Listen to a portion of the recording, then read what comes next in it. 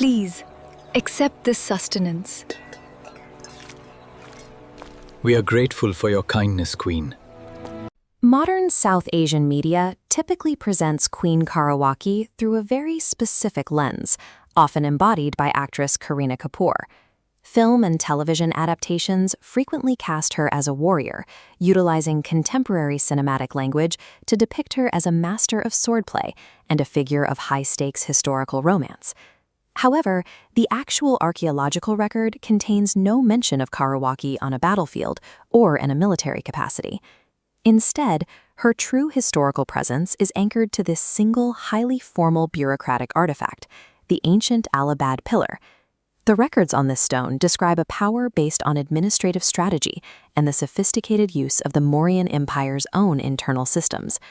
The Allahabad pillar stood as a monument of imperial reach, placed during the 3rd century BCE to broadcast the laws and decrees of Emperor Ashoka.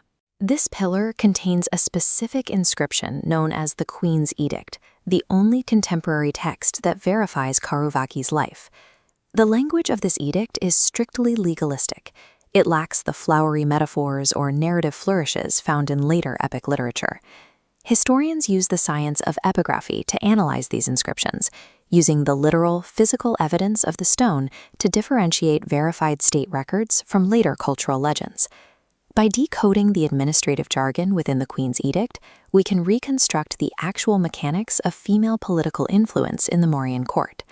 We can use historian Romila Thapar's academic translation of the edict to see how Karuvaki's authority was structured. The opening command, "Officers everywhere are to be instructed," indicates a direct channel of communication.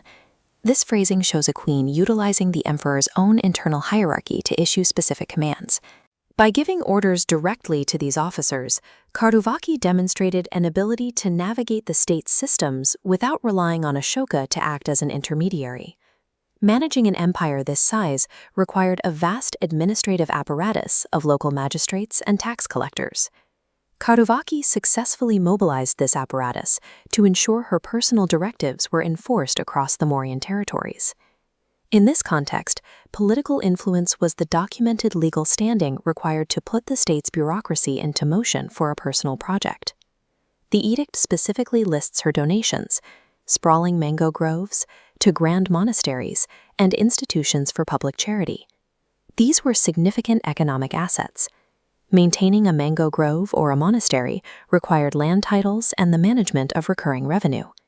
A vital legal protection appears in the requirement that these gifts be counted to the credit of that queen.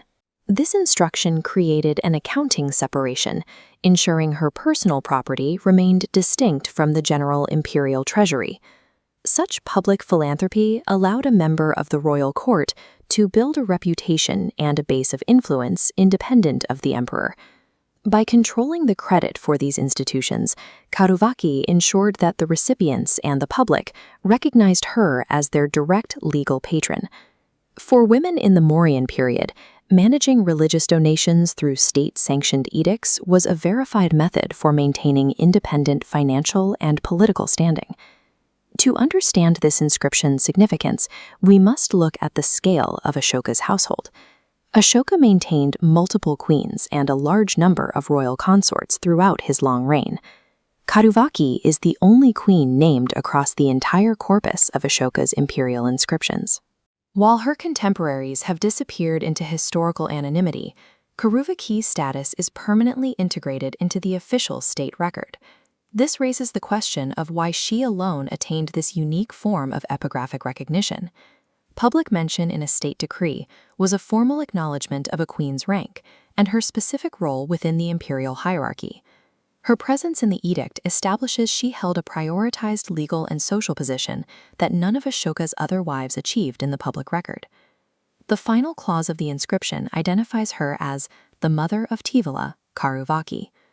Like his mother, Prince Tivala is the only one of Ashoka's many sons to be explicitly named in these stone inscriptions. This linkage represents a lineage imperative, where a queen uses her relationship to a recognized heir to reinforce her own standing. Defining her status through her son provided a layer of institutional security within the royal family. This documentation tied Karuvaki's influence to the official succession and the future of the Mauryan line. By intertwining her identity with the prince in an official decree, she established a durable claim to her role in the imperial household. The historical Karuvaki was a figure defined by financial independence and her navigation of the Mauryan state's administrative rules. Since the time of the Edict, however, she has been reimagined as a symbol of Kalinga regional identity. The Kalinga Karuvaki Award honors her memory by characterizing her as a warrior princess. This change illustrates how ancient figures are often reshaped by later generations to represent modern cultural ideals. Modern storytelling often replaces the image of a state bureaucrat with that of a combatant to meet modern expectations for historical protagonists. While the warrior narrative is a significant cultural myth, it obscures the actual evidence of her skill in administrative maneuvering. Historical memory frequently fluctuates between the physical power of the sword and the institutional power of the written word. Karuvaki operated within the complex systems of the Mauryan bureaucracy, using the tools of the state to exert her influence. She utilized philanthropy, active property management, and recording her lineage to secure her place in history. The Queen's Edict is a durable example of how an individual could establish an independent legal presence in an ancient society. Karuvaki utilized the permanence of stone to ensure her status would outlast the verbal agreements of the court. In the Mauryan Empire, the ability to command the public record carried its own form of lasting authority, one that outlived the individuals who commissioned it. If you know the name Karuvaki, you likely see her wielding a blade, fiercely charging into battle to defend the ancient kingdom of Kalinga. For decades, Bollywood films, historical TV dramas, and best-selling novels have portrayed her as an unstoppable fighter in armor. That visual has saturated how we imagine her today. The Mauryan Emperor Ashoka had many wives.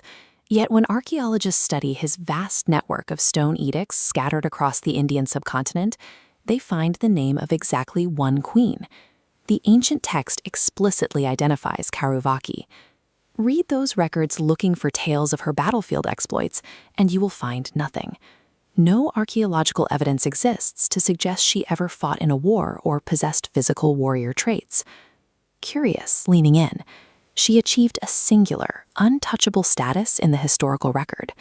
Since she did not build that legacy on the battlefield, her real power rested on a different strategy to dominate the Mauryan court. The evidence of that strategy survives today along the calm riverbanks of Prayagraj. This geography houses the Allahabad Pillar, the sole surviving artifact that proves her existence and outlines her methods. This stone pillar is etched with rows of ancient Brahmi script, the writing system used for imperial documentation. Historians refer to this carving as the Queen's Edict. When translators decode these characters, they reveal a striking declaration. The text identifies her as the second queen and the mother of Prince Tivala. Thanks to this inscription, Tivala is the only son of Ashoka named in these imperial records. The decree serves as a legally binding administrative command. It instructs imperial officers everywhere to officially credit the queen for the gift, ensuring the state recognize the donation as hers alone. Karuvaki held the authority to issue direct orders to the state bureaucracy. She commanded officers to record her charitable acts, utilizing the administrative systems of the empire to assert her personal status. The edict demands that officers document her ownership over major civic assets. She required the state to attribute agricultural mango groves, institutions for dispensing charity, and massive religious monasteries directly to her name. This schematic illustrates the underlying economics of those donations. Funding a monastery of this scale required managing vast tracts of agricultural land and overseeing local treasuries.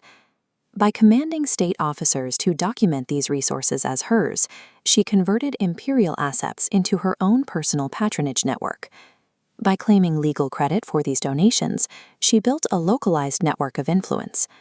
With every new institution she financed across the map, she generated loyalty among the populace, effectively operating as a regional economic governor.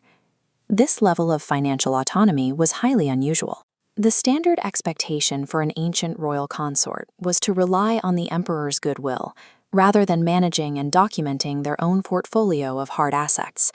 By utilizing land grants and administrative ledgers, she secured tangible influence. Deploying this form of economic autonomy proved to be a more sustainable form of power than any physical combat. Queen Karuvaki secured her legacy through paperwork. She used the empire's own bureaucratic systems to permanently attach her name to her wealth. So why do we picture her with a sword? Modern audiences often struggle to see administrative mastery as inherently heroic. To make her historical strength resonate on screen, storytellers translate her command of the state into physical warrior prowess. Yet the historical truth and the cinematic myth celebrate the same core trait. Both versions recognize a fiercely independent woman from Kalinga who refused to be marginalized by a patriarchal system. That independence continues to inspire her native region today. Organizations still honor her legacy, recognizing strong female leaders with honors like the Kalinga Karuvaki Award. Karuvaki's strategy was successful. While Ashoka's other queens have vanished from memory, her administrative decree ensured her name remained in the record for 2 millennia.